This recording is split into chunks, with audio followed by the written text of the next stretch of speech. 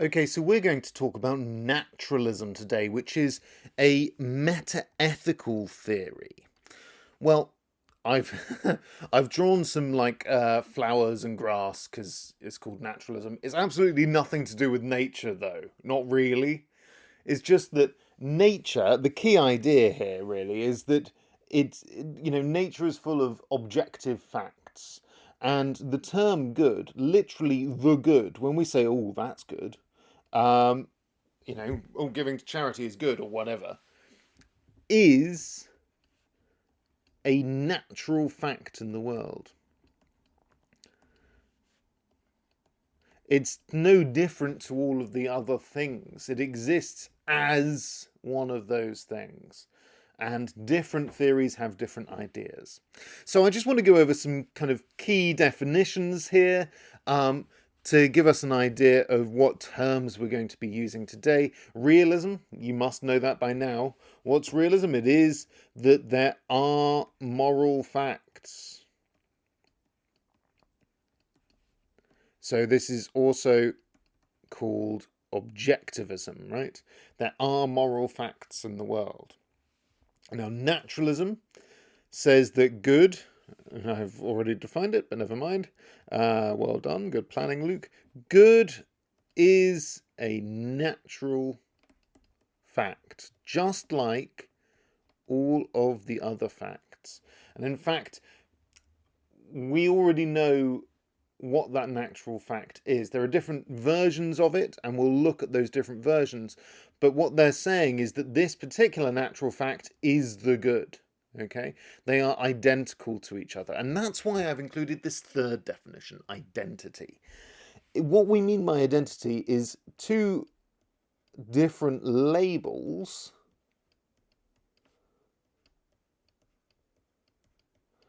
are the same thing. So what we mean by that is that we might use two different words for something, but actually we're referring to the same thing. Let me give you an example. Say, if you were a Viking, if you adhered to the Norse religion, for instance, you would think that that something like lightning from the clouds is really kind of Thor's hammer coming down. That's Thor's hammer. Whereas we would refer to it as, well, lightning. Those are the two labels, but what we would say is that both lightning and Thor's hammer are identical. They refer to exactly the same thing. They are both kind of electrical discharges from the cloud. Let me get rid of that ridiculous example. Okay, so what I'm going to do now throughout the rest of this is I'm going to look at two versions of naturalism, two ethical theories that are naturalistic in nature, and we'll look at their reasons for being naturalistic. So their arguments for naturalism, their particular form of naturalism. The first is John Stuart Mill. So John Stuart Mill was a utilitarian. Now, a utilitarian is somebody who believes that you ought to increase aggregate happiness, so the sum total of happiness. That was his kind of fundamental ethical belief. A Victorian philosopher, quite solitary in nature. He was kind of educated from a very early age to become a genius by his father James Mill and his godfather Jeremy Bentham. And he thought that anybody could become a genius because he thought he wasn't naturally bright. He'd just been educated from a very early age. Comes with a heavy price though. He had literally no friends growing up.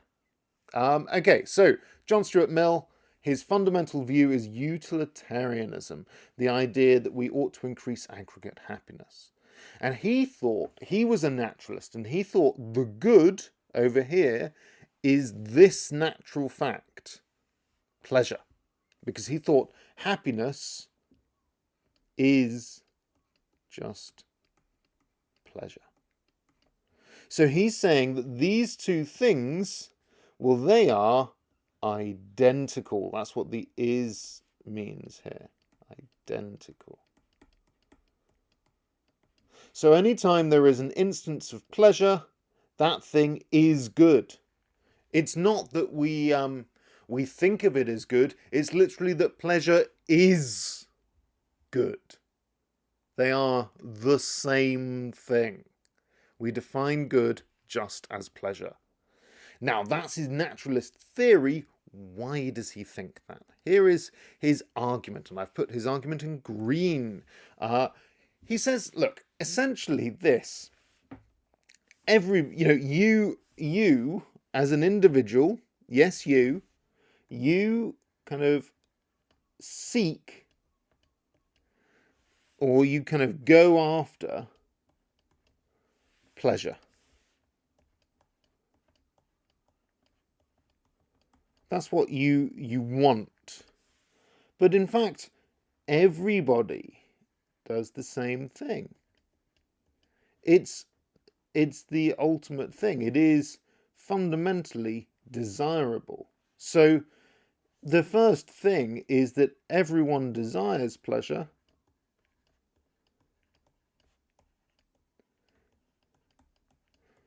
And just like he says, look, just like if something is visible, if you can see it, it must be visible. If you can smell it, it must be smellable. I don't know what the word is. Okay.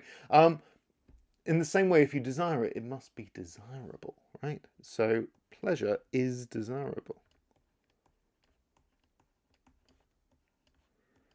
And if it is desirable, it is the good. Because we ought to improve or increase the amount of goodness. So pleasure is good, or good literally is pleasure.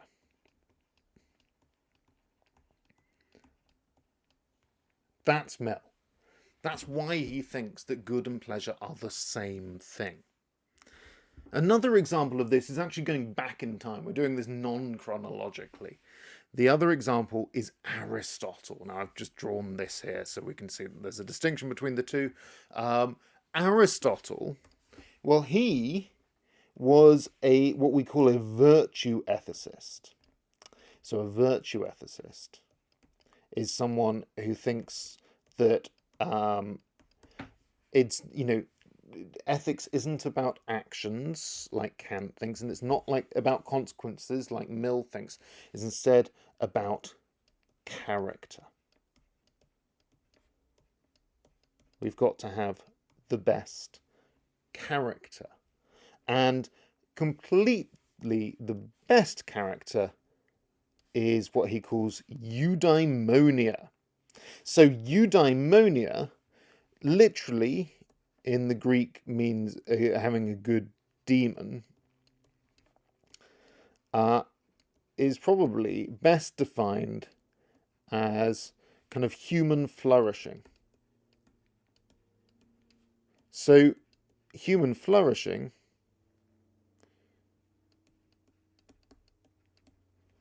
is just having all of the best characteristics.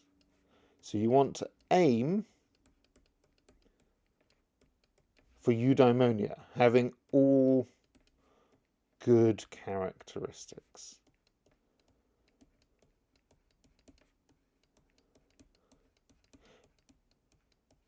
Now, you may remember, if you've done it, from Aristotle's philosophy of mind, that he thought there were different levels of soul, right? There's the vegetative and the appetitive, so the appetites, and then there's the mind, right? The immaterial, logical mind that is not personal to you. It's the soul he's concerned with here. The appetites.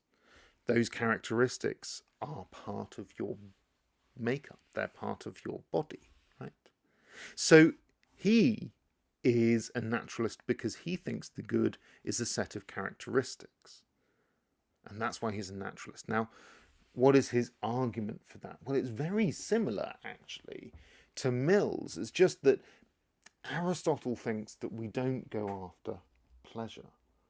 All of our activities, he says, have a purpose. So, for instance, we might be engaged in what might be engaged in. We might be engaged in kind of writing essays. Okay, that seems like the sort of thing you guys might spend quite a bit of your time doing.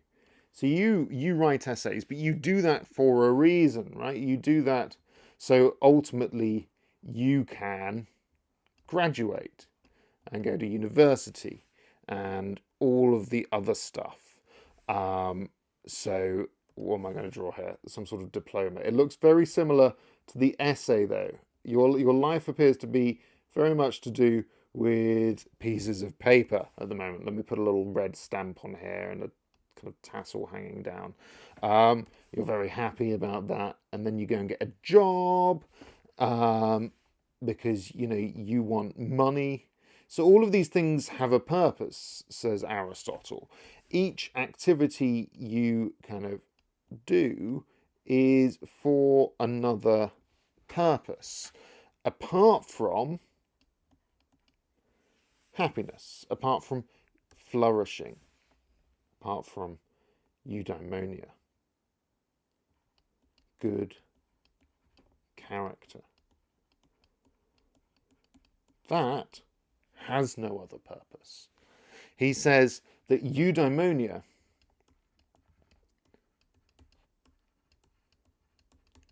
that good character is the ultimate end.